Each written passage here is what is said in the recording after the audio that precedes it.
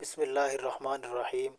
حضرت عائشہ فرماتی ہیں کہ ایک عورت رسول اللہ صلی اللہ علیہ وآلہ وسلم کے پاس آئی تو وہ اس قدر رو رہی تھی کہ مجھے اس پر ترس آ گیا۔ عورت کہہ رہی تھی کہ مجھے ڈر ہے کہ میں ہلاکت میں جا پڑی ہوں، میرا خاندان مجھ سے دور چلا گیا ہے۔ ایک بوڑھی عورت آئی اور کہا، اگر وہ سب کچھ کرے جس کا میں تجھے حکم دوں تو تیرا شوہر واپس لوٹ آئے گا۔ جب رات ہوئی تو وہ میرے پاس سیر کتوں کو لے کر آئی۔ سیر ایسے سیر کو کہتے ہیں جس کا سبب ظاہر نہ ہو، خواہ مانوی کوئی سبب ہو، جیسے خاص کلمات کا اثر، یا غیر محسوس چیزوں کا ہو جیسے جنات، شیاطین وغیرہ کا اثر۔ ان چیزوں کے اثر سے حضرت انبیاء کرام بھی متاثر ہو سکتے ہیں۔ رسول اللہ صلی اللہ علیہ وآلہ وسلم پر سیر کے اثر کا احادیث صحیحہ سے ثابت ہے۔ حضور صلی اللہ علیہ وآلہ وسلم پر لبید یہودی اور اس کی بیوی نے جادو کر دیا تھا۔ اس کے بعد آپ کو ایسا لگنے لگا تھا کہ آپ کسی کام کو کر چکے ہیں جبکہ آپ نے وہ کام نہیں کیا ہوتا تھا، یہاں تک کہ ایک روز آپ نے اللہ تعالیٰ سے دعا کی کہ اس پر سورۃ ناس، سورۃ فلق نازل ہوئی، جن میں ایک کی 5 آیتیں اور ایک کی 4 آیتیں ہیں، اور آپ صلی اللہ علیہ وسلم کو وہیں سے سیر کا موقع بھی معلوم کرا دیا گیا۔ چنانچہ وہاں سے مختلف چیزیں نکلی جن میں سیر کیا گیا تھا، اور اس میں ایک دانت کا ٹکڑا بھی نکلا جن میں 11 گرہیں لگی ہوئی تھی۔ حضرت جبرائیل علیہ السلام صورتیں پڑھنے لگے، ایک آیت پر ایک گرہ کھولتے، چنانچہ آپ صلی اللہ علیہ وسلم مکمل طور پر شفا یاب ہو گئے۔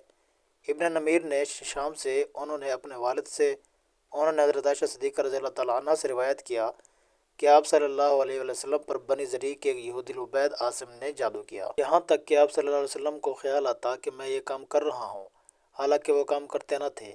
ایک دن یا ایک رات آپ صلی اللہ علیہ وسلم نے دعا کی، پھر فرمایا کہ اے عائشہ، تجھے معلوم ہے کہ اللہ جل شانہ نے مجھے وہ بتلا دیا جو میں ان سے پوچھنا چاہ رہا تھا۔ میرے پاس 2 آدمی آئے، ایک میرے سر کے پاس بیٹھا ہے، دوسرا پاؤں کے پاس۔ وہ دونوں فرشتے تھے۔ جو سر کے پاس بیٹھا تھا اس نے دوسرے سے کہا، جو پاؤں کے پاس بیٹھا تھا اس نے سر کے پاس بیٹھے ہوئے آدمی سے کہا کہ اس شخص کو کیا بیماری ہے؟ وہ بولا کہ اس پر جادو ہوا ہے۔ اس نے کہا کہ کس نے جادو کیا ہے؟ وہ بولا کہ لبید بن عاصم نے۔ پھر اس نے کہا کہ کس میں جادو کیا ہے؟ وہ بولا کہ کنگھی میں اور ان بالوں میں جو کنگھی سے جڑے ہوئے تھے، اور نر کھجور کے گابے کے ریشے میں۔ میں نے کہا کہ یہ کہاں رکھا ہے؟ وہ بولا کہ ذی اروان کے کنویں میں۔ ام المؤمنین عائشہ صدیقہ رضی اللہ تعالیٰ عنہ نے کہا کہ رسول اپنے چند اصحاب کے ساتھ اس کنویں پر گئے، اور آپ نے فرمایا کہ اے عائشہ، اللہ کی قسم اس کنویں کا پانی ایسا تھا جیسے مہندی کا جلال، اور وہاں کے کھجور کے درخت ایسے تھے جیسے شیطانوں کے سر۔ میں نے عرض کیا کہ یا رسول اللہ صلی اللہ علیہ وسلم، اس کو جلا کیوں نہیں دیا، یعنی وہ جو بل وغیرہ نکلے؟ آپ نے فرمایا کہ مجھے تو اللہ تعالیٰ نے ٹھیک کر دیا، مجھے لوگوں میں فساد بھڑکانا برا معلوم ہوا، پس میں نے دفن کر دیا۔ امام بخاری نے اپنی صحیح حدیث میں نقل کیا ہے کہ ام المؤمنین حضرت عائشہ صدیقہ رضی اللہ تعالیٰ عنہ پر ان کی لونڈی نے جادو کیا تو اس لونڈی کو قتل کر دیا گیا۔ امام محمد رحمۃ اللہ علیہ نے بھی اپنی موطا میں یہ نقل کیا ہے، وہ فرماتے ہیں کہ ام المؤمنین حضرت عائشہ صدیقہ رضی اللہ تعالیٰ عنہ سخت بیمار ہو گئیں اور چارپائی پہ پڑ گئی تھی۔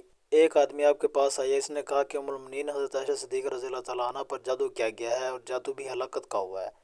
حضرت عائشہ نے پوچھا کہ جب اس نے کہا کہ ایک عورت ہے اور وہ عورت آپ کے پڑوس میں کہیں موجود ہے، اس وقت اس نے ایک بچہ اٹھا رکھا ہے جس نے اس عورت پر پیشاب کر دیا ہے۔ ام المؤمنین حضرت عائشہ صدیقہ رضی اللہ تعالیٰ عنہ نے فوراً قریب کے گھروں میں ان کی علامات والی عورت کا پتہ چلایا تو آپ کی لونڈی ایک گھر میں ایک بچہ گود میں لیے بیٹھی تھی، اور اس بچے نے اس پر پیشاب کیا ہوا تھا۔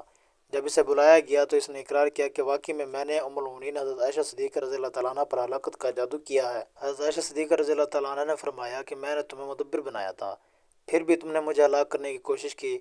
مدبر اس کو کہتے ہیں جس کے مالک نے اسے اپنی زندگی کے بعد آزاد کر دیا ہو۔ تو اس نے کہا کہ آپ نے آزاد تو نہیں کیا تھا، صرف مدبر ہی بنایا تھا۔ ظاہر ہے کہ وہ مدبر ہونے کے ناطے میری آزادی آپ کے پاس سے مشروط تھی۔ میں نے چاہا کہ میں جلدی سے آزاد ہو جاؤں، میری آزادی کا ایک ہی راستہ تھا، اور وہ آپ رضی اللہ تعالیٰ عنہ کی موت۔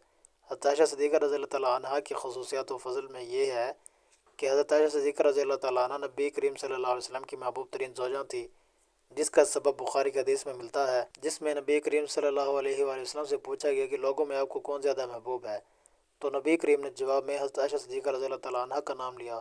پھر سوال کیا گیا کہ مردوں میں سے کون؟ تو نبی کریم کا جواب تھا حضرت عائشہ صدیقہ رضی اللہ تعالیٰ عنہ کے والد۔ نبی کریم نے حضرت عائشہ صدیقہ رضی اللہ تعالیٰ عنہ کے علاوہ کسی اور کنواری عورت سے شادی نہیں کی تھی۔ حضرت عائشہ رضی اللہ تعالیٰ عنہ کی خصوصیات میں یہ بھی ہے کہ حضرت عائشہ رضی اللہ تعالیٰ عنہ کے لحاف میں نبی صلی اللہ علیہ وسلم پر وحی کا نزول ہوتا تھا، ان کے علاوہ کسی اور بیوی کے لحاف میں کبھی وحی نازل نہیں ہوئی۔ اللہ تعالیٰ ہم سب کو اصحاب کرام اور آپ صلی اللہ علیہ وآلہ وسلم کی سنت پر عمل کرنے کی توفیق عطا فرمائے۔ آمین ثم آمین۔